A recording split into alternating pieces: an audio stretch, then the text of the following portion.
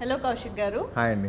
So cinema release అయింది, ఎంత success అయింది, ఎలా ఉంది, ఇవన్నీ పక్కన పెట్టేస్తే కామన్గా సినిమా చూసిన వాళ్ళకి నాతో సహా చాలామందికి కొన్ని డౌట్స్ వచ్చాయి, కొంతమందికి కొన్ని ఇబ్బందికరంగా అనిపించాయి, కొంతమంది కొన్నిటి మీద కామెంట్స్ చేస్తున్నారు, ఇది ఇలా ఉండకూడదు, ఇది ఇలా ఎందుకుంది అని రకరకాల క్వశ్చన్స్ వస్తున్నాయి. వాటి గురించి మాత్రమే ఇవాళ నేను డిస్కస్ చేయడానికి మేము ముందుకు వచ్చాను. Okay. Not like congratulating oh super, ఇది ఇవాళ నా మ్యాటర్ ఇది కాదు. Okay. So are you ready for that? Yes. Climax వరకు మాత్రం యునానిమస్గా అందరూ కన్విన్స్ అయ్యారు, కనెక్ట్ అయ్యారు, చాలా బాగుందని మెచ్చుకుంటున్నారు కూడా. But the way you have connected these two lifes, I mean Lavanya గారిది, ఆమని గారిది, and of course Karthikeya, this connection కానీ ఆ ఎమోషనల్ టచ్ కానీ చాలా చాలా బాగా అనిపించింది. సో మీరు కన్సీవ్ చేసిన విధానం ఒకసారి చెప్తారా ఆ క్లైమాక్స్ని? సో ఫస్ట్ నుంచి కూడా మేము క్లైమాక్స్ మీద చాలా కాన్ఫిడెంట్గా ఉన్నాము, ఎందుకంటే that's where the film sums up. అసలు ఎటు తీసుకెళ్దాం అనుకుంటున్నాడు ఈ కథని అనేది మీకు క్లారిటీగా అర్థమయ్యేది క్లైమాక్స్లో. మిగతాదంతా you will enjoy it, you will entertain, you will get emotional, ఇవన్నీ ఉంటాయి. కానీ క్లైమాక్స్ పాయింట్ ఏంటంటే ఓవరాల్గా what is that you want to tell out of this film అనేది క్లైమాక్స్. సో ఆ క్లైమాక్స్లో మురళీ శర్మ గారు కూడా he played a very crucial role. So ఆయన నాకు లిటరల్లీ మురళీ శర్మ గారు సొసైటీ, నాకు సొసైటీని మురళీ శర్మ గారి త్రూ రిప్రజెంట్ చేద్దాం అనుకున్నాను. సో మనకి ఇప్పుడు మీరు అడిగిన ఏవైతే డౌట్స్ ఉన్నాయో, అంటే మీరు జనాల నుంచి వచ్చిన డౌట్స్ ఏవైతే ఉన్నాయో ప్రతి డౌట్ మురళీ శర్మ గారు అడిగేస్తారు అక్కడ. అరే అసలు నువ్వు చావింటికి వచ్చి అక్కడ ప్రేమించడం ఏంటి, మీ అమ్మకి ఇంకో పెళ్లి చేయడం ఏంటి, అది కూడా మీ నాన్న బతుకున్నాక ప్రతి పాయింట్ ఆయన అడుగుతారు. ఆయన అడిగిన పాయింట్స్ అన్నిటికీ ఇతను ఏం చెప్తాడు అనేదే క్లైమాక్స్. సో అది ఎందుకు అందరికీ నచ్చుతుంది అంటే వాళ్ళకున్న ప్రతి డౌట్ అక్కడ క్లారిఫికేషన్ వస్తుంది కాబట్టి ఆ వచ్చే క్లారిఫికేషన్లో వాళ్ళ డెప్త్ ఇంకెంత బాగా అర్థమవుతుంది అనే దాన్ని బట్టి క్లైమాక్స్ అంత నచ్చుతుంది జనాలకి. సో మెయిన్ ఏంటంటే ఇప్పుడు నేను ఇందాక కూడా don't judge a book by its cover అని చెప్పినట్టు వాళ్ళ క్యారెక్టరైజేషన్స్, అసలు ఎందుకు ఇలా ఉన్నారు వీళ్ళు, ఎందుకు ఇలా బిహేవ్ చేస్తున్నాడు ఇతను, అండ్ ఆమని గారి ట్రాక్ సపరేట్గా సినిమాలో ఒక ట్రాక్ రన్ అవుతుంటుంది, లావణ్యది కార్తిక్ది ఇంకో ట్రాక్ రన్ అవుతుంటుంది. ఈ రెండింటికి మధ్య కనెక్షన్ ఏంటి, ఒక పాయింట్లో హింట్ ఉంటుంది ఆడియన్స్కి ఏంటి కనెక్షన్ అనేది, బట్ ఆ రెండింటికి మధ్య proper connection establishment climax. So ఈ రెండు వచ్చి ఒకే దగ్గర ల్యాండ్ అవుతాయి.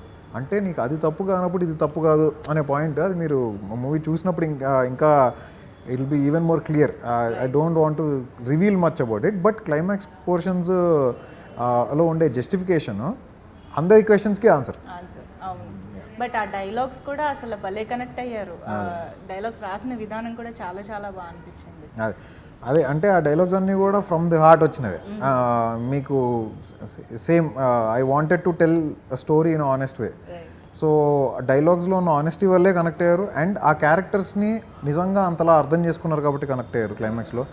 మాకు పెద్ద సర్ప్రైజ్ ఏంటంటే మల్టీప్లెక్స్లలో ఆ డైలాగ్స్కి విజిల్స్ క్లాప్స్ పడతాయని మేము ఎక్స్పెక్ట్ చేసాం, కానీ సంధ్యా థియేటర్లో, ఒక ఆర్టీసీ క్రాస్ రోడ్స్లో సంధ్యా థియేటర్లో జనరల్లీ మాస్ సీన్లకు కానీ కామెడీ సీన్లకు కానీ ఎక్కువ ఎంజాయ్ చేసే థియేటర్లో క్లైమాక్స్లో హీరో డైలాగులు చెప్తుంటే నిన్న క్లాప్స్ విజిల్స్ చూసి మేము చాలా హ్యాపీ ఫీల్ అయ్యాం, ఎందుకంటే ఇక్కడ ఇది కనెక్ట్ అయిందంటే ఎక్కడైనా అయిపోతుంది. ఓకే, మీరు వింత, వియర్డ్ ఇలా ఏదో ఒక వర్డ్ వింటూనే ఉన్నారు అనుకుంటా ఈ కాన్సెప్ట్ మీరు తీసుకొచ్చినప్పటి నుంచి, ఈవెన్ బిఫోర్ ద రిలీజ్. అదేంటి అంటే ఒక చనిపోయిన ఇంటికి వచ్చి అమ్మాయి ఏడుస్తూ ఉంటే శ్మశానంలో హీరో అమ్మాయికి ప్రపోజ్ చేయడం. కరెక్ట్. ఫర్ మీ నేను అంటాను ఇప్పుడు హౌ వియర్డ్ ఈస్ దాట్ అని నేను అంటాను. What do you say about this? అంటే if you look at it from an outsider's perspective it may look weird. Okay. But వాడికి ఆ క్యారెక్టర్ రోజు పొద్దున్న లేస్తే ఒక శవాల బండి నడుపుకునే అతనికి వాడికి లవ్ ఇంకెక్కడ పుడుతుంది? అంటే అక్కడే పుట్టాలని రూల్ లేదు, కానీ అక్కడ పుట్టకూడదని కూడా రూల్ లేదు కదా. ఆల్సో అతను ఏంటంటే చాలా అప్ఫ్రంట్గా ఏది ఉంటే అది ఆనెస్ట్గా చెప్పే ఒక పర్సన్. సో లోపల దాచుకుని బయటికి ఇంకోలా బిహేవ్ చేసే పర్సన్ కానే కాదు అసలు, ఆ క్యారెక్టరే అది కాదు. అండ్ ఆడు చెప్పింది కూడా ఐ లవ్ యూ చెప్పడు. మీరు సినిమాలో అబ్జర్వ్ చేస్తుంటే వాడు ఐ లవ్ యూ చెప్పడు. ఆడు ఏం చెప్తాడంటే నాకు మీరు బాగా నచ్చారు, మీరేం బాధపడకండి, నాకు మీరు బాగా నచ్చారు, మీరు ఒప్పుకుంటే పెళ్లి చేసుకుంటా అంటున్నాడు. వాడి ఇంటెన్షన్ అంత రైట్ కాబట్టే నాకు అది వియర్డ్ కాదు, అండ్ ఆ క్యారెక్టర్కి కూడా అది వియర్డ్ కాదు. అండ్ ఐ డోంట్ నో, అంటే మేబీ దీని మీద కొంతమంది కొన్ని కామెంట్స్ రేస్ చేశారు, కానీ థియేటర్లో దానికి ఆ సీన్కి ఎస్పెషల్లీ విజిల్స్ క్లాప్స్ పడి సో కనెక్ట్ అవ్వకపోయింటే పడవు కదా. ఓకే. అంటే సమయం సందర్భం అంటారు కదా, ఇప్పుడు అది ఎంత అతనికి రొటీన్ అయినప్పటికీ, అతని డైలీ లైఫ్ స్టైలే అది అయినప్పటికీ కూడా జనరల్గా ఒక కామన్ సెన్స్ ఆర్ సమయం సందర్భం లాంటివి కన్సిడర్ చేస్తే we will look for a right time to say something. So నేను పెళ్లి చేసుకుంటా అనే వర్డ్ని మేబీ ఇంకొంచెం కొన్ని రోజులు ఆగి చెప్పుండొచ్చుగా, ఆ అమ్మాయి దగ్గరికే వెళ్ళి అమ్మాయికి ఆ బాధ నుంచి తేరుకునే టైం ఇచ్చుండొచ్చుగా. ఎగ్జాక్ట్లీ. అది ఎందుకు రాదంటారు? అంటే వాడు ఆ టైప్ ఆఫ్ థింకింగ్ ఉన్నోడు కాదు కాబట్టి. ఇప్పుడు మనకి చావు అనేది చాలా పెద్ద విషయం లాగా చూస్తాం మనం. అవును. ఎందుకంటే మనకి రెగ్యులర్గా చూసే విషయం కాదు అది. అట్ ద సేమ్ టైం ఎప్పుడో మనకి తెలిసిన వాళ్ళలోనో లేకపోతే మన కళ్ళ ముందు ఏదైనా జరిగితేనో మనం వామ్మో ఏదో జరిగిపోయింది అన్నట్టు రియాక్ట్ అవుతాం. వాడికి రోజు పొద్దున ఫోన్ చేసి ఎవరో చచ్చిపోయారంటే ఓహో చచ్చిపోయారా ఓకే వస్తున్నా అంటాడు. అలాంటి వాడు ఆ సిచ్యువేషన్ కూడా అంతే తీసుకుంటాడు. ఓకే. సో వాడి పర్స్పెక్టివ్లో అది సో క్యాజువల్ థింగ్ అది. వాడు డిస్రెస్పెక్ట్ చేయడు డెత్ని, but at the same time he doesn't look at it like okay this is the biggest thing in the life. ఆడికి డెత్ అనేది పుట్టుక ఎట్లాంటిదో చావు కూడా అలాంటిదే. సినిమాలో ఆ డైలాగ్ కూడా ఉంటుంది, పుట్టుక ఎలాంటిదో చావు కూడా అలాంటిదే అనేది. సో వాడికి చిన్నప్పటి నుంచి వాడి రూట్స్ కానీ అవన్నీ కూడా అలానే ఉన్నప్పుడు వాడికి అంత బ్రెయిన్, ఈ అమ్మాయి ఇప్పుడు బాధలో ఉంది కాబట్టి నేను ఈ అమ్మాయిని కోలుకునే టైం ఇచ్చి దాని తర్వాత అన్ని రోజులు వెంటబడి దాని తర్వాత ప్రపోజ్ చేద్దాము అని అంత క్యాలిక్యులేట్ చేసుకుని ఉండే పర్సన్ కాదు వాడు. అందుకే వాడు చెప్పేటప్పుడు కూడా వాడు ఆనెస్ట్గా నాకు మీరు బాగా నచ్చారండి, మీరు ఒప్పుకుంటే పెళ్లి చేసుకుంటా అని చెప్తున్నాడు. చెప్పాడు తప్ప ఏ రోజు అమ్మాయిని ఫోర్స్ చేయాల. ఫోర్స్ అంటే ఓకే, మీరు అన్నట్టు హీరో క్యారెక్టరైజేషన్ మనసులో అనిపించింది బయటికి చెప్పేస్తాడు. ప్లస్ అది ఆ సిచ్యువేషన్స్ అతనికి కామన్ కాబట్టి ప్రపోజ్ కూడా చేసేసాడు. ఓకే, బట్ ఎంత కాదన్నా ఆ అమ్మాయి మళ్ళీ ఉద్యోగానికి వెళ్తున్నప్పుడు కానీ ఇదంతా కూడా తను కాన్స్టెంట్గా వెంటపడటం అనేది ఒక విధంగా ఆ అమ్మాయికి ఇబ్బందిగా ఉంటుంది ఆ క్యారెక్టర్కి. సో ఇది కూడా చూసే వాళ్ళకి ఏమన్నా ఇబ్బందిగా అనిపిస్తుందా అన్నది కొంతమంది కామెంట్స్ కూడా వినిపించాయి. సో దానికి మీరేమంటారు? అంటే రెగ్యులర్గా హీరోయిన్ వెంట పడడం అనేది మనం లవ్ స్టోరీస్లో చూస్తూ ఉంటాం. ఈ సిచ్యువేషన్లో కూడా అలా హీరోయిన్ వెంట పడడం అనేది కొంచెం త్వరగా యాక్సెప్ట్ చేయలేనట్టుగా అనిపించింది కొంతమందికి. మీకు ఇప్పుడు సెకండ్ హాఫ్లో ఒక డైలాగ్ ఉంటుంది, మనం ప్రేమించిన అమ్మాయి బాధలో ఉన్నప్పుడు 1-10 సార్లు చూసి వెళ్ళాలనుకోవడం తప్ప అని. అదే నా క్వశ్చన్. ఆ అమ్మాయి బాధలో ఉంది, మీరందరూ సానుభూతి చూపించడానికి వెళ్తారేమో, వాడు వెళ్ళి మళ్ళీ నేనున్నా నీతో అని చెప్పడానికి వెళ్తున్నాడు. ఆడు చెప్పే విధానం మొరటుగానే ఉండొచ్చు, కానీ ఎక్కడ ఇబ్బందికరంగా కానీ లేకపోతే అమ్మాయిని టార్చర్ చేసేటట్టు ఉండదు. సో డెఫినెట్లీ ఆ అమ్మాయికి ఇబ్బంది ఆ టైంలో. ఎందుకంటే మీరు ఆ అమ్మాయినే కాదు, మీరు ఏ అమ్మాయినైనా తీసుకోండి. ఇప్పుడు రోడ్డు మీద ఒక అమ్మాయి వెళ్తుంది, సడన్గా ఎవరో వెళ్ళి ప్రపోజ్ చేశారు. నెక్స్ట్ డే నుంచి అమ్మాయి బస్ స్టాప్లో వెళ్తే ఇటు బస్ స్టాప్లో నుంచి ఉంటున్నాడు, హాస్పిటల్కి వెళ్తే ఇటు హాస్పిటల్కి వెళ్తున్నాడు అంటే అమ్మాయి ఇబ్బందిగానే ఫీల్ అవుతుంది. ఆ అమ్మాయి విడో కావచ్చు, లేకపోతే నర్సు కావచ్చు, ఆఖరికి ఇంకెవరైనా, ఇట్ మే బి ఎనీబడి. ఒక అమ్మాయిని వెంట పడుతున్నారు అనే విషయం ఆ అమ్మాయికి ఎప్పుడైనా ఇబ్బందికరమే. ఆమె విడో అయినా కాకపోయినా, నార్మల్ అమ్మాయి అయినా ఇబ్బందికరమే.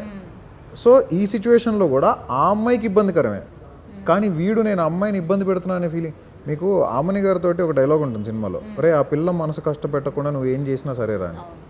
సో అందుకే ఈ క్లారిటీలన్నీ ముందే ఇచ్చేసాం. సో వాడి సరౌండింగ్స్లో కూడా వాళ్ళు అంత మొరటుగా ఉన్నా కూడా ఆమని గారు చాలా క్లియర్గా నువ్వు అమ్మాయి మనసు కష్టపెట్టద్దు. వీడు కూడా ఎక్కడ వెళ్ళేసి అంటే ఆమె ఏదో మీకు సినిమాలో ఎక్కడ కూడా వీడి పాయింట్ ఆఫ్ వ్యూ నుంచి కనుక మీరు సినిమా చూస్తే ఎక్కడ కూడా ఆమెని ఒక లిమిట్ దాటి టార్చర్ చేస్తున్నట్టు అసలు బేసికల్లీ ఇబ్బంది పెడుతున్నాడు అనే పాయింట్ ఆఫ్ వ్యూ వీడి క్యారెక్టర్ నుంచి చూస్తే అనిపించదు. అమ్మాయి పర్స్పెక్టివ్ నుంచి చూస్తే డెఫినెట్లీ కొంతవరకు అనిపిస్తుంది, కానీ సెకండ్ హాఫ్లో మళ్ళీ దానికి కూడా జస్టిఫికేషన్ ఉంటుంది. ఆ అమ్మాయి అంటుంది ఇబ్బంది పెట్టినా తన మీద నాకున్న కోపమే నన్ను ఆ బాధ నుంచి బయటికి తీసుకురావడానికి సాయం చేసింది అని. సో మీకు ఇప్పుడు ఒక రకంగా చూస్తే ఆ ఉన్న ఎమోషన్కి చుట్టుపక్కల ఉన్న వాళ్ళు 10 మంది వచ్చి సానుభూతి చూపిస్తే ఇంకెక్కువ ఏడుపు వస్తుంది ఆమెకి. ఆ ఏడుపుని వీడి మీద వచ్చే కోపం డామినేట్ చేయడం వల్ల అది హెల్పే కదా. ఇప్పుడు జనరల్గా సినిమాల్లో చూసి బయట చాలా ఫాలో అవుతూ ఉంటారు, లేదా బయట జరిగేవే సినిమాల్లో చూపిస్తాము. ఇది ఎప్పుడు డిబేట్ జరుగుతూనే ఉంటుంది. బట్ అది పక్కన పెడితే జనరల్గా సినిమాల్లో చూపించిన వాటికి కొంతవరకు ఇంపాక్ట్ అవుతారు, ఇన్ఫ్లుయెన్స్ అవుతారు. ఇప్పుడు మీరు ఇది చూపించారు, రేపు నిజంగానే ఎవరన్నా ఇలాంటి సిచ్యువేషన్లో లైక్ అంటే అప్పుడే ఎవరినో కోల్పోయి ఉన్న అమ్మాయికి ఒక అబ్బాయి వెళ్ళిపోయి ఇలా ఇబ్బంది పెట్టేస్తే, ఒకవేళ ఇలా చూసి ఇలా కూడా చేయొచ్చు అని అనిపిస్తే అది దానికి ఏం చెప్తారు? అంటే మీరు అన్నట్టు ఇది ఎప్పటి నుంచో ఉన్న డిబేటే, ఎప్పటికీ సాల్వ్ అవ్వని డిబేట్ కూడా. ఎందుకంటే మీరు సినిమాలో చూపించే ప్రతిదీ రియాలిటీలో చెయ్యాలా అంటే అది కరెక్ట్ కాదు. ఎందుకంటే ప్రతి ఒక్కడు ఫాలో అవ్వాల్సిన అవసరం లేదు, ఫాలో అవుతారని రూల్ లేదు. కానీ అట్ ద సేమ్ టైం రివర్స్లో ఆలోచిస్తే నిజంగా బయట జరుగుతున్నవే సినిమాలో కూడా చూపిస్తున్నాం. మీరు ఇందాక చెప్పిన స్టేట్మెంటే కరెక్ట్ అది.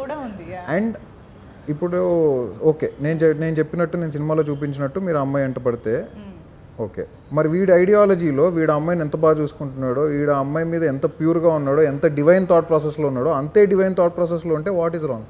ఓకే, మీ థాట్ ప్రాసెస్ కరెక్ట్ అయితే, మీ ఐడియాలజీ కరెక్ట్ అయితే లవ్ అనేది ఎక్కడైనా పుట్టచ్చు. దానికి ఇక్కడే పుట్టాలి, ఈ రోజే పుట్టాలి, కలిసి ఇన్ని రోజుల తర్వాతే పుట్టాలి అనేది ఈరోజు నేను కొత్తగా చెప్తుంది కాదు. అది అందరికీ తెలిసిందే, అందరూ ఫాలో అయ్యేదే. అండ్ ఏది మన చేతిలో ఉండదు ఆ టైంలో. మీకు ఈవెన్ హీరో అమ్మాయిని చూసినప్పుడు కూడా, ఇంక్లూడింగ్ మీరు ఒక ఆర్ఆర్ని అబ్జర్వ్ చేస్తుంటే కూడా, ఆర్ఆర్ చాలా క్లాసికల్ టచ్ ఇచ్చాం. ఎందుకంటే for him it is a very divine thing. వాడు ఇప్పటిదాకా ఎప్పుడూ అలాంటి సిచ్యువేషన్లో లేడు. మీకు ఈ టీజర్లో రిలీజ్ చేసిన డైలాగ్ కూడా మనకి సినిమాలో నేను చాలాసార్లు నేను రోజు సావలేకపోతుంటా, పొద్దున్న లేస్తే నా పనే అది, కానీ ఆ పిల్లని చూస్తుంటే మాత్రం చేతికున్న ఎంట్రుకలు ఇట్ట లెగిసి నించున్నారా అంటే ఆడికి గూస్ బంప్స్ వచ్చాయని ఆడు చెప్పే మూమెంట్. సో నిజంగా ఒక అమ్మాయిని చూడగానే అంత గూస్ బంప్స్ వచ్చాయి అన్నప్పుడు ఏం చేయగలుగుతాడు? ఓకే, సో ఇటేమో భర్త చనిపోయిన అమ్మాయికి హీరో ప్రపోజ్ చేయడం, ప్రేమించడం ఇదంతా జరుగుతుంది. ఇంకోవైపు అమ్మ, భర్త ఉన్నాడు బట్ స్టిల్ ఉండి లేనట్టుగా ఉన్నారు. ఇక్కడ అమ్మతో ఫస్ట్ ఆఫ్ ఆల్ మాకు కనిపించే సీన్స్లో కలిసి మందు కొట్టడం, మందు గురించి డిస్కషను, గొడవ. ఇది బేసిక్గా ఎవరు ఎక్స్పెక్ట్ చేయలేదు ఫస్ట్ ఆఫ్ ఆల్. కానీ కొంచెం ఇది కూడా మళ్ళీ ఇప్పుడు ఫ్యామిలీతో వెళ్ళినప్పుడు అమ్మ కొడుకులు అందరు కలిసి వెళ్ళినప్పుడు చూస్తే కూడా కొంతమందికి ఇది ఇబ్బందిగా అనిపించే అవకాశాలు ఉంటాయి కదా. అమ్మ కొడుకు కలిసి మందు గురించి కొట్టుకోవడం ఏంటి అని అనిపించే అవకాశం ఉంటుంది.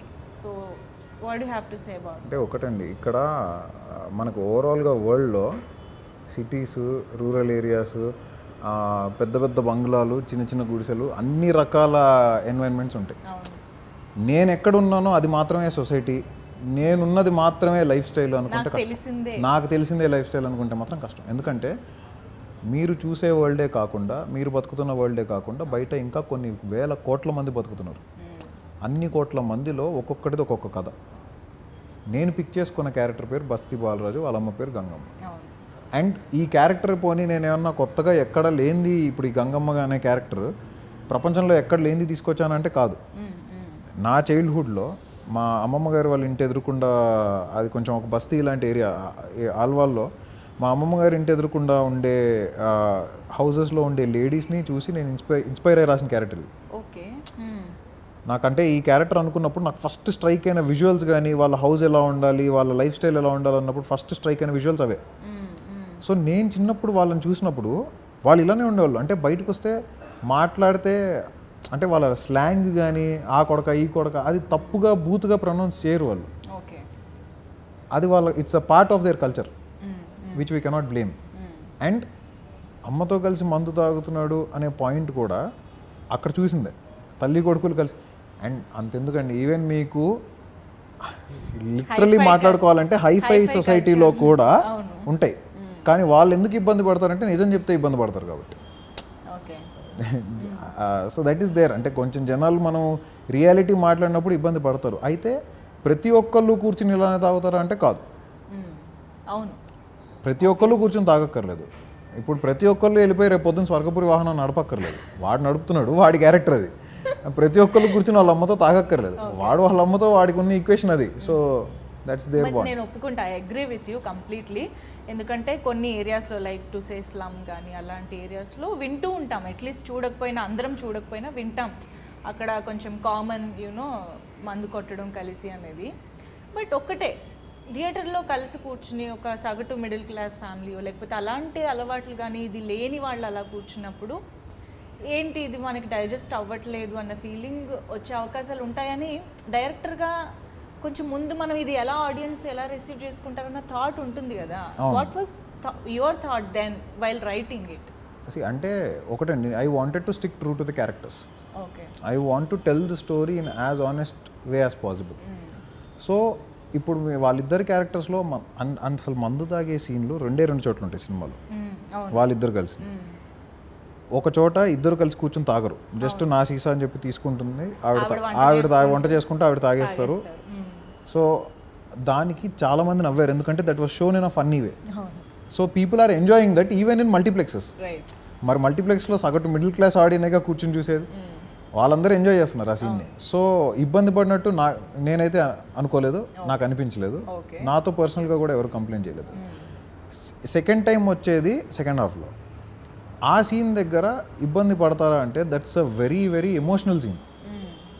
అసలు వాళ్ళ మదర్ లైఫ్ స్టైల్ ఏంటి, చిన్నప్పటి నుంచి ఆవిడ పెరిగిన విధానం ఏంటనేది చూస్తే ఆవిడ క్లియర్గా ఎక్స్ప్లెయిన్ చేస్తారు కూడా. అంటే ఒక ఆడపిల్ల బయటికి వెళ్ళి, అంటే వ్యాపారం చేసుకునే ఆడదంటే అందరికీ లోకువే, తనంతటి తను సొంత కాళ్ళ మీద నిలబడి తను ఒక హస్బెండ్ మంచాన పడుంటే, ఇన్ని సంవత్సరాలుగా మంచాన పడుంటే, she is the one who took a stand and took care of her father and her son, her husband and her son. So ఇన్ని సంవత్సరాలుగా ఒక హస్బెండ్ని, ఒక కొడుకుని తానే సాక్కుంటూ వచ్చి తను ఎన్నో హర్డిల్స్ ఫేస్ చేసి ఉంటుంది లైఫ్లో. బయటికి వెళ్తే ఎంతోమంది ఎంతో మాట్లాడుంటారు. బయట బీచ్ దగ్గర మొక్కబొట్లు అమ్ముకునే ఒక క్యారెక్టర్ ఆవిడది, మొక్కబొట్లు వెజిటేబుల్స్ అవి చిన్న బండి పెట్టుకుని. సో అలాంటి వాళ్ళు ఎన్ని ఫేస్ చేసి ఉంటారు లైఫ్లో. వాళ్ళు మందు తాగడం అనేది వాళ్ళకి చాలా కామన్ థింగ్.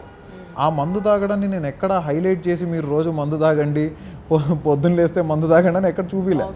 దాని మీద నేను ఏదో హైలైట్ కూడా, అంటే లైక్ దాని మీద ఎన్హాన్స్మెంట్ కూడా లేదు ఎక్కడ. అది it's small part in the scene where it blends well with the emotion. ఆవిడ కొడుకుని కొట్టుంటుంది. సో బయటకు వచ్చి ఏంటి ఒక్కదాన్ని కూర్చొని మందు తాగుతున్నావు, మనసు కష్టం వేసిందా అంటే, బిడ్డను కొట్టినప్పుడు ఏ తల్లికైనా మనసు కష్టంగానే ఉంటుంది కదా. సో ఆవిడ మనసు కష్టంగా ఉంది కాబట్టి ఆవిడ అది కూడా వాడిని కొట్టినందుకు, అదే బిడ్డను కొట్టినందుకు ఆ బాధలోనే. ఓకే. అండ్ ఇంకొకటి, అమ్మకి పెళ్లి చేయాలనుకోవడం అనేది ఒక పెద్ద టాపిక్ సినిమాలో. ఆబ్వియస్గా మేజర్గా దాని మీద నడుస్తుంది కూడా మనకి సెకండ్ హాఫ్లో. సో బేసిక్గా ఒక ఆడదానికి, ఒక స్త్రీకి సెకండ్ మ్యారేజ్ అనేది ఇప్పటికీ కొంచెం విచిత్రంగా చూసే సందర్భాలు ఉన్నాయి. But thank God, luckily, fortunately కొంచెం రోజులు మారుతూ వచ్చాయి.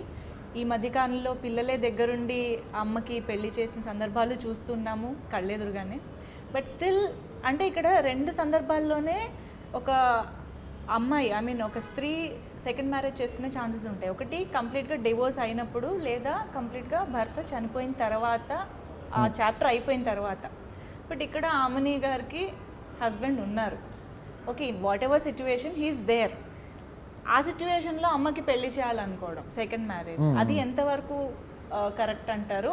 ఎంతవరకు అంటే ఏం చెప్పాలనుకుంటున్నారు దాని ద్వారా మీరు సొసైటీకి? సో మీకు ఇక్కడ ఆమని గారి హస్బెండ్ క్యారెక్టర్ ఎవరైతే ఉన్నారో, if you look at him, the age difference between her and him is very much. అంటే ఆ గ్యాప్ చాలా ఎక్కువ ఉంటుంది. ఆయన చాలా ముసలాయన, ఆయన మంచం మీద ఉంటాడు, మాట్లాడలేడు, కాళ్ళు చేతులు కదపలేడు, ప్యారలైజ్డ్ పర్సన్. అది పోనీ ఏమైనా రీసెంట్గా వచ్చిన పారాలసిస్ అంటే కాదు. ఆవిడకి బాల్య వివాహం చేసేసి 12 సంవత్సరాలు ఉన్నప్పుడు, ఆవిడ 12 years ఏజ్ ఉన్నప్పుడు ఆవిడకి పెళ్ళి అయిపోయి ఉంటుంది. ఊహ ఏముంటుందండి 12 yearsలో? అంటే ఆవిడ అసలు పెళ్ళి అనే టాపిక్ గురించి ఏం తెలుసు ఆవిడకి ఆ టైంలో? 12 ఏళ్ళకి పెళ్లి చేసి 13 ఏట పిల్లోండి కానీ 14 ఏట హస్బెండ్ మంచాన ఉంటే, అన్ని సంవత్సరాల నుంచి ఇప్పటిదాకా ఆ పెయిన్ని తను ఒక్కళ్ళే తన భుజాల మీద క్యారీ చేసుకుంటూ వచ్చి హస్బెండ్ని, కొడుకుని సాకుతూ వచ్చారు. వచ్చిన తర్వాత కూడా ఇప్పటికి కూడా ఒక అతనికి తనంటే ఇష్టం అండి. ఆ ఇష్టం ఎక్కడ మళ్ళీ లిమిట్ దాటదు. అతను చాలా క్లియర్గా, నువ్వు నన్ను పెళ్లి చేసుకుంటావా, నిన్ను, నీ కుటుంబాన్ని, నీ ఫ్యామిలీని కూడా నేను నా సొంత ఫ్యామిలీలా చూసుకుంటాను, ఇంక్లూడింగ్ హర్ హస్బెండ్ అని చెప్తాడు. So if you look at the honesty in characters, అతను ఎంత ఆనెస్ట్గా ఉన్నాడు అనేది మీకు అక్కడే అర్థమవుతుంది. నిన్ను, నీ కుటుంబాన్ని నేను నా సొంత కుటుంబంలో చూసుకుంటాను అన్న తర్వాత, అప్పుడు కూడా ఆవిడ పోనీ వెళ్ళిపోయిందా అంటే లేదు. ఆవిడకి అతను అంటే ఇష్టమా, పోనీ వాళ్ళిద్దరి మధ్య ఎఫ్ఐఆర్ ఉందా అంటే అది కాదు. I don't know why people are saying FIR, మదర్కి ఎఫ్ఐఆర్. అసలు ఎఫ్ఐఆరే కాదు అది. మీకు చాలా క్లియర్గా మదర్ డైలాగ్లో కూడా చాలా క్లియర్గా చెప్తారు ఏంటంటే, నువ్వు అనుకున్నట్టు నాకు వాడికి మధ్య ఏం లేదు, ఒక ఆడమ్మాయి మగతను కలిసి మాట్లాడుకుంటే వాళ్ళిద్దరి మధ్య ఏదో రంకు నడుపుతున్నట్టేనా, అసలు అది కరెక్టే కాదు, నువ్వు అనుకుంటుంది రాంగ్. నేను ఒక్కసారి వద్దనగానే అతను మళ్ళీ ఎప్పుడు నా ముందు ఆ టాపిక్ కూడా తీయలేదు, ఒక మంచి ఫ్రెండ్గానే ఉండిపోయాడు, మంచి స్నేహితుడిగానే ఉండిపోయాడు అని చాలా క్లియర్గా చెప్తారు ఆవిడ. So I don't know why they are calling it affair. So అది ఎఫైర్ కాదు ఫస్ట్ ఆఫ్ ఆల్. సో వాళ్ళిద్దరి మధ్య ఒక స్నేహం ఉంది, అయితే దాన్ని ఇతను పెళ్లి దాకా తీసుకెళ్దాం అనుకోవడానికి హీరో తీసుకున్న స్టాండ్ అది. అతను చెప్తాడు కూడా, నీ విషయంలో నేను తప్పుగా ఆలోచించాను, అంటే ఇన్నేళ్లుగా నువ్వు పడుతున్న బాధలు ఏంటో నాకు అర్థమైంది, సో నువ్వు వాడిని చేసుకోవడమే కరెక్ట్. ఎందుకంటే హస్బెండ్ ఉన్నాడు, కానీ వీడి అంగీకారంతో జరిగిన పెళ్ళి కాదు, 12 ఏళ్ళప్పుడు ఎప్పుడో పెళ్లి చేసేసారు, ఇన్నేళ్లుగా మంచాన పడి ఉన్నాడు, ఇప్పటికి కూడా ఆవిడ లైఫ్లో సంతోషంగా ఉందా అంటే అది లేదు. సో ఒక అతను తనంటే ఇష్టం ఉండి తనతో కష్టసుఖాలు పంచుకుంటాను అన్నప్పుడు కలిసి ఉండమని చెప్పడంలో తప్పేంటి? అండ్ ఈ రోజుల్లో మీరు నిజంగా మీరే అన్నట్టు మనం ఈ మధ్య కొన్ని ఆర్టికల్స్ కూడా చూస్తున్నాం, పిల్లలే పెద్ద పేరెంట్స్కి దగ్గరుండి పెళ్ళిళ్ళు చేస్తున్న సిచ్యువేషన్స్ కూడా ఉన్నాయి. అది బేసికల్లీ ఏంటంటే ఆ క్యారెక్టర్ పడుతున్న ఎమోషన్ అనేది ఒకసారి అర్థం చేసుకుంటే దాంట్లో ఉన్న డెప్త్ ఏంటనేది మీకు ఆటోమేటిక్గా క్లియర్గా ఉంటుంది. ఓకే, సో యాక్చువల్లీ కౌశిక్ గారు చిల్. నేను ఏంటంటే నో సీరియస్లీ ఇవన్నీ నేను అడుగుతున్నది దానికంటే కూడా బయట ఉన్న కామెంట్స్ చూసినప్పుడు నాకు అనిపించింది ఇన్ని డౌట్లు ఎందుకు వస్తున్నాయి. క్యారెక్టరైజేషన్ అక్కడ క్లియర్గా కనిపిస్తుంది, వాళ్ళ లైఫ్ స్టైల్ క్లియర్గా కనిపిస్తుంది కదా. ఓకే, లెట్ మీ క్లారిఫై, మీ ద్వారా క్లారిఫై చేస్తే చాలా మంది డౌట్ క్లియర్ అవుతుంది అనే ఉద్దేశంతోనే నేను వచ్చాను. But I totally understand the characterisations. And బేసిక్గా ఒక అమ్మాయిగా, ఒక ఆడదానిగా మీరు 2 క్యారెక్టర్స్ని, అటు లావణ్యది కానీ ఇటు ఆమని గారిది కానీ ఎలా అయితే డీల్ చేశారో, హీరోని ఇద్దరికి తోడుగా ఎలా నిలబెట్టారో, దానికి ఐమ్ ఫిదా అండి. Totally happy for that. ఎందుకంటే సొసైటీలో స్లమ్లో అనే కాదు, జనరల్గా కూడా అలాంటి లైఫ్స్ నుంచి, అలాంటి ఫేజెస్ నుంచి చాలామంది వెళ్తూ ఉంటారు, కానీ దానికి ఇలాంటి తోడు దొరకడం అనేది చాలా రేర్, చాలా కష్టంగా ఉంటుంది. సో హీరో క్యారెక్టరైజేషన్ అంత అద్భుతంగా తీర్చిదిద్దారు నిజంగా. And I think I should thank you for that. Thank you. And ఒకటేంటంటే జనరల్గా ఇలాంటి సినిమాలు తమిళ్లో కానీ మలయాళంలో కానీ వచ్చినప్పుడు మనం కంపేర్ చేస్తూ ఉంటాము, అబ్బా అక్కడ చూసారా అంత రియలిస్టిక్గా అంత న్యాచురల్గా వచ్చాయి, మన దాంట్లో ఎందుకు ఇలాంటి సినిమాలు రావట్లేదు అని చాలామంది అంటూ ఉంటారు. ఇవాళ ఇలాంటి సినిమా వచ్చింది, చాలా రియలిస్టిక్ అప్రోచ్ని స్క్రీన్ మీద చూపెడుతూ ఉంటే ఇలాంటి కామెంట్స్ ఎందుకు వస్తున్నాయి అంటారు? ఎక్కడ తప్పు జరుగుతుంది? దట్స్ ది ఐరనీ అండి, అన్ఫార్చునేట్లీ దట్స్ ది ఐరనీ. అంటే మనకిప్పుడు మలయాళం సినిమాలు, తమిళ సినిమాలు చూస్తున్నప్పుడు ఇలాంటి పాయింట్లు చాలా ఉంటాయి అక్కడ. అంటే ఈ పాయింట్ కాదు, బట్ ఇలాంటి డెలికేట్ పాయింట్స్ విచ్ ఈజ్ రియలిస్టిక్గా జరుగుతున్న సిచ్యువేషన్స్ని తీసుకొని ఇలాంటి డెలికేట్ పాయింట్స్ చాలా సినిమాల్లో మలయాళంలో, తమిళ్లో చెప్తే అవి అక్కడ పెద్ద పెద్ద హిట్లు అయ్యి మళ్ళీ ఇక్కడికి తీసుకొచ్చి మనం ఇక్కడ చూస్తాం. అన్ఫార్చునేట్లీ మనం ఇక్కడ తీసినప్పుడు ఫస్ట్ టైం ఇక్కడ తీస్తే ఏమవుతుందంటే అదేంటో, అంటే వచ్చేటప్పుడు థియేటర్కి వచ్చేటప్పుడు ఒక మైండ్ సెట్తో రావడం వల్లనో ఏంటో తెలియదు. We can't blame the audience, because end of the day వాళ్ళ సినిమాని ఎంజాయ్ చేయడం ఇంపార్టెంట్, మన సినిమా చేసేది కూడా ఆడియన్స్ కోసమే. బట్ ఎక్కడో మనం వేరే లాంగ్వేజెస్ నుంచి తీసుకొచ్చుకునేది, ఇప్పుడు మీరు అదే సినిమా ఇంగ్లీష్ సినిమాల్లో అసలు ఇంతకంటే ఇది ఇంకా చాలా నథింగ్, దీనికంటే ఎక్స్ట్రీమ్ ఉన్న పాయింట్స్ కూడా ఇంగ్లీష్ సినిమాలు చూసి అబ్బా ఎంత రియలిస్టిక్గా ఉంటుందంటాం. అది మీరు తెలుగుకి వచ్చేసరికి ఎక్కడో మరి I don't know why it happens like that, but somehow అదైతే ఉంది, అది కొంచెం పోవాలి. ఇప్పుడిప్పుడే తెలుగు సినిమా చేంజ్ అవుతుంది, ఇప్పుడిప్పుడే కొత్త కథలను ఎంకరేజ్ చేస్తూ ఉన్నారు, అండ్ డిఫరెంట్ పాయింట్స్ని టచ్ చేయడానికి డైరెక్టర్స్ కానీ ప్రొడ్యూసర్స్ కానీ డేర్ చేస్తున్నారు. So one thing I'm very happy about is I didn't pick a regular point. I wanted to tell a strong hard hitting content and we told it. Even Aravind garu కానీ వాసు గారు కానీ దాన్ని ఎంత నమ్మారంటే ఆ పాయింట్ని, ముగ్గురం కూడా మేము మేజర్గా సినిమా మీద బ్యాంక్ అయింది ఆ పాయింట్ మీద. మదర్ వెడ్డింగ్ కానీ, ఒక విడోడ్ లేడీ కానీ, మీరు ఓవరాల్గా సినిమా చూస్తే అసలు లేడీస్కి ఎంత ఇంపార్టెన్స్ ఉంటుంది అంటే, మనకి ఈ మధ్యకాలంలో ఈ సినిమాలలో జనరల్లీ ఆడవాళ్ళని తక్కువగా చేసి చూపించడమో లేకపోతే ఎక్కువ ఇంపార్టెన్స్ లేకపోవడమో కొన్ని సినిమాల్లో అవుతుంది. బట్ ఈ సినిమాలో ఉమెన్ ఎంపవర్మెంట్ కానీ, ఉమెన్ మీద ఎంత స్ట్రాంగ్గా ఉంటుందంటే సినిమాలో ప్రతి డైలాగ్ కూడా ఈ మధ్య ఈరోజు అసలు ప్రతి కామెంట్ డైలాగ్స్ మీద ఇంత డైలాగ్స్ చాలా బాగున్నాయి, డైలాగ్స్ చాలా హార్డ్ హిట్టింగ్ ఉన్నాయి. So I think it's because of the honesty in the content. Yes exactly. To be frank, ఈ ఏదైతే ఆ అమ్మకి పెళ్లి చేసే ప్రాసెస్ ఉందో, లేకపోతే విడో అయిన లావణ్యకి భరోసా ఇస్తూ తను ప్రేమించే విధానం ఉందో చాలా మందికి కనెక్ట్ అయింది, చాలా మందికి నచ్చింది. ఇప్పుడు నేను ఏదైతే డౌట్స్ రేస్ చేశానో ఇది చాలా తక్కువ శాతం మందికే వచ్చింది, ఇలాంటి ఒక ఒపీనియన్ కానీ ఒక భయం కానీ. బట్ నాకేంటంటే అది కూడా ఎందుకు ఉండాలి, ఆ తక్కువ శాతం మంది కూడా మీ మాటల ద్వారా కన్విన్స్ అవుతారు అనే ఒక హోప్తో నేను ఇవాళ మీ దగ్గరకు వచ్చాను. అంటే మేజర్ థింగ్ ఏంటంటే ఒకటి మనకు కూడా కొంచెం మెచ్యూర్డ్గా థాట్ ప్రాసెస్ కూడా కొంచెం బ్రాడర్ పర్స్పెక్టివ్లో చూస్తే దాని డెప్త్ ఏంటనేది అర్థమవుతుంది. కాకపోతే ఏంటంటే ఇప్పుడు మనకి మేజర్గా ఇప్పుడు మీకు సోషల్ మీడియాలో ఉండే క్రౌడ్ అంతా కూడా యూత్. మన మదర్స్ లేకపోతే ఆ ఏజ్ గ్రూప్ వాళ్ళు సోషల్ మీడియాకి వచ్చి పోస్టులు చేసేది. సో వాళ్ళ నుంచి నాకు నిన్న సినిమాకి వెళ్తే ఈవినింగ్ షోకి వెళ్తే ఒక అతను వచ్చి, నేను మార్నింగ్ సంధ్యాలో చూశాను, మా మదర్ని తీసుకొని మళ్ళీ వచ్చాము, మా మమ్మీకి చూపిద్దాం సినిమా. సో లేడీస్ ఎంత బాగా కనెక్ట్ అవుతున్నారు అనేది నాకు వస్తున్న కాల్స్ కానీ మెసేజ్ కానీ చూస్తుంటే I'm very very happy. Because end of the day నేను చెప్పాలనుకున్న కంటెంట్ కూడా వాళ్ళ రిలేటెడే. So main point of the film, the core of the film itself is about ladies. So వాళ్ళు ఎంత బాగా కనెక్ట్ అవుతారో సినిమా అంత బాగా రీచ్ అయినట్టు. So I'm very very happy that it's connecting to them. అయితే సినిమా చూసినప్పుడు కానీ ఇప్పుడు మీతో మాట్లాడుతున్నప్పుడు కానీ మీరేనా ఈ సినిమా తీసిందని అనిపిస్తుంది నాకు. ఇది నాకు చాలా సర్ప్రైజింగ్గా ఉంది. Because you look like you know common youngster, like partying friends ఇలాంటి ఒక సర్కిల్లో కనిపించే ఒక యంగ్స్టర్లా కనిపిస్తారు. అలాంటిది అంత యునో డీప్గా ఇంటెన్స్గా ఎలాగా ఆ ఎమోషన్స్ని డీల్ చేయగలిగారు, అసలు అలాంటి ఒక వ్యక్తుల లైఫ్ స్టైల్ ఎలా ఉంటుంది అన్నది మీరు ఎలా తెలుసుకోగలిగారు అన్నది నాకు చాలా వింతగా అనిపిస్తుంది. అది నాకు కూడా తెలియదు. ఐ డోంట్ నో, కార్లో వెళ్తాం బట్ కార్ విండో దించి అక్కడ ఏం జరుగుతుంది, ఆ లైఫ్ స్టైల్ ఎలా ఉంటుందని చూసే తీరిక ఓపిక ఎవరికీ లేదు. But how did you come to know?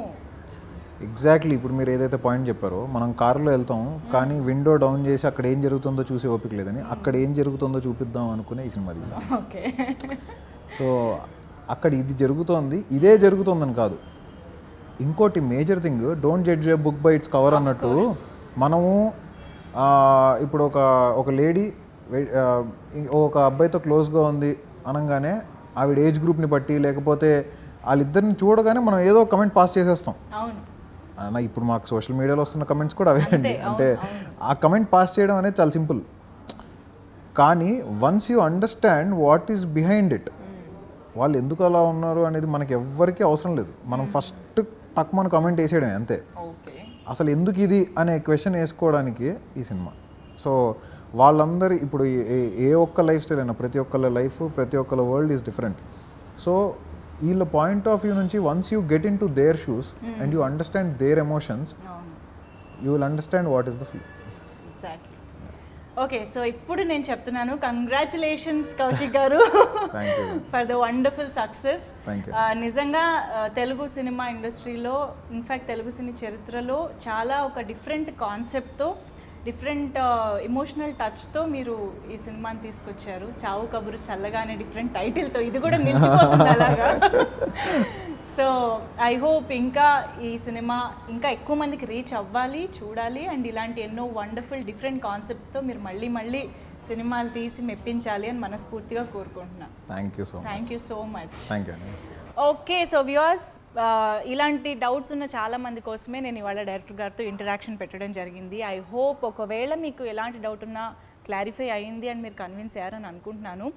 Because నేను ఒకటే చెప్పాలనుకుంటున్నాను ఏంటంటే, ఫ్యామిలీ అందరితో కలిసి, అమ్మ అక్క చెల్లి ఇలా ఆడవాళ్ళందరితో కూడా కలిసి వెళ్ళి సినిమా చూడండి. డెఫినెట్గా అందరికీ నచ్చే సినిమా అని చూసిన వాళ్ళు కూడా చాలామంది చెప్తున్నారు. Okay, so please go watch చావు కబురు చల్లగా in theatres and enjoy. Hi, this is Trisha. I'm Radhika Apte. Vasan Krishnamurthy. నేను ఆలీ మాట్లాడుతున్నాను. You're watching E3 Media Network. E3 Media Network. E3 Media Network. E3 Media Network. E3 means Entertainment. entertainment.